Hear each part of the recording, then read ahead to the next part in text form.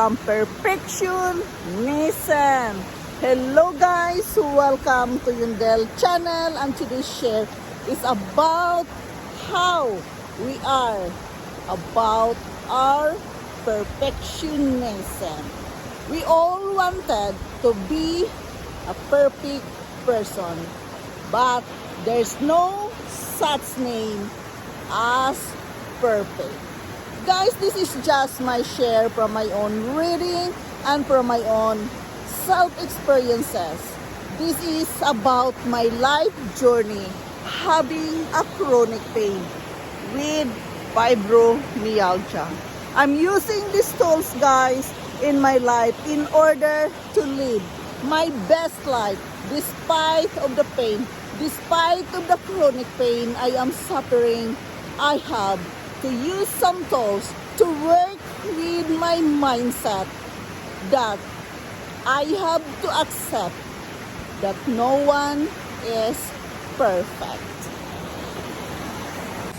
We are all often experiencing high levels of stress that impact all other areas of our life because of perfectionism. We may choose to be perfect in our career and then have to spend extra time repairing the relationship that we sacrifice for excellent work, place, and performance. To get more out of life, we must create more realistic personal goals and expectations. We must challenge our inner critic and dispute negative thoughts. We must prioritize self-care and invest in ourselves. We must practice saying no more often. Remember, there's no such name as perfect. We must remember that time off is not time wasted. We must relax. We must have time for ourselves. We must remember that time is precious and time is very valuable. We must trust it that we'll get done in time whatsoever we are working, whatsoever our assignment. Trust in your own instinct that you are doing a great job. You can be finished in the right time. We must trust it will get done in time. We must schedule breaks and recharge. We must take weekend vacations to get away. We must stop wasting our time by multitasking. We really don't earn anything of having multitasking most of the time. Remember, to get rid of perfectionism, we must well work with ourselves. We must bear this in mind that no one is perfect. You just believe in yourself, yet that you are working the best you can for yourself and not for others. Therefore, to recharge ourselves is very important when we get rid our life from perfectionism. We must take away sometimes for a vacation or for a walk or wherever you want to go in your own perfect happy place. Again, the book says it is very important that we have our own perfect happy place in order to recharge our batteries, in order to breathe and have clarity of mind, and be aware that you are doing your best. There's no such thing as perfectionism. We must stop wasting our time. Time is precious. We must practice not holding others to our own same standard.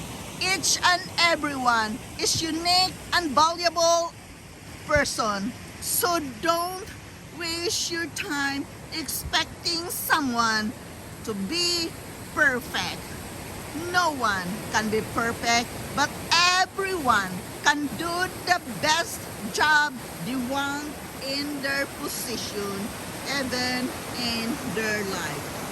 We must become more of our tendencies, awareness in that matter.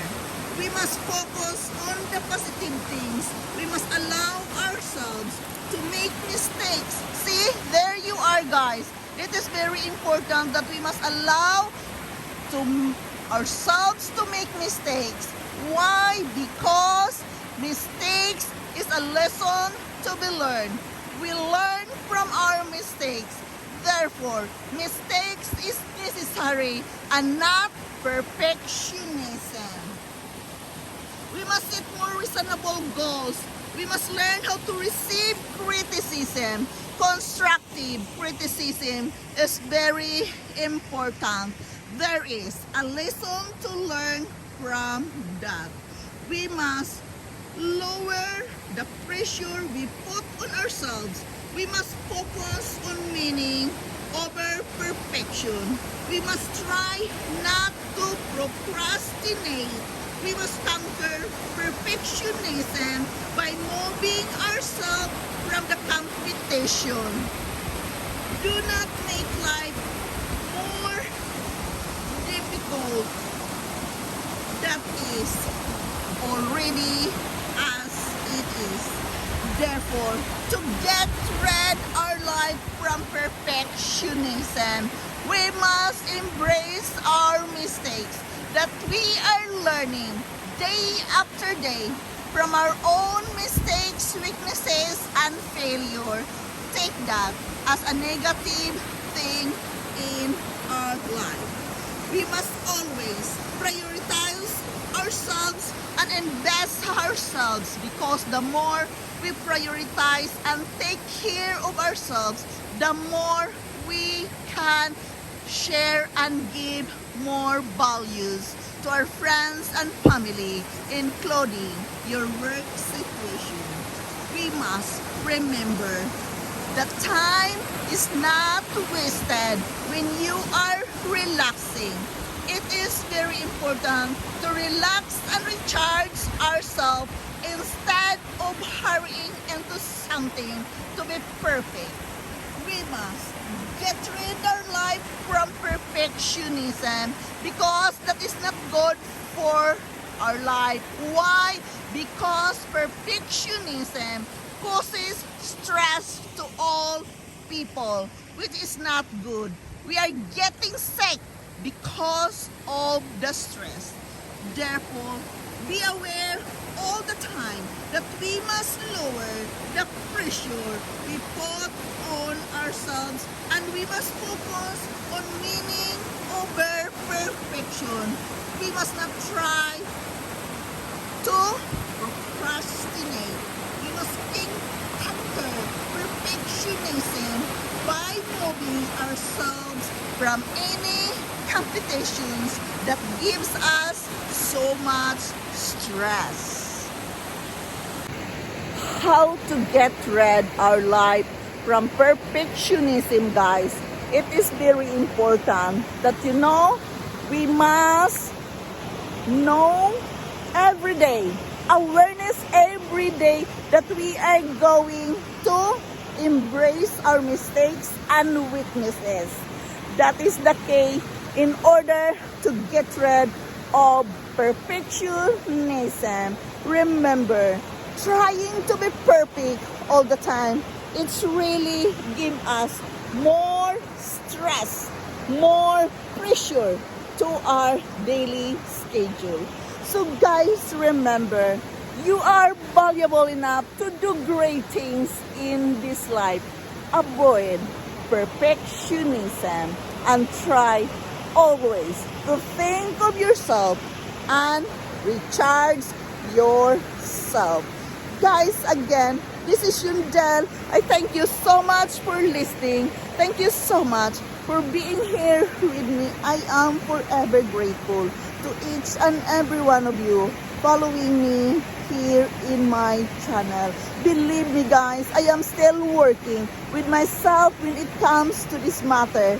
It is not easy at all. But to avoid stress, to avoid pressure, we must cut off the mindset of perfectionism. Again guys, thank you so much for following me. Thank you so much for your support in my life journey with fibromyalgia. Thank you so much guys. I love you all and bye-bye.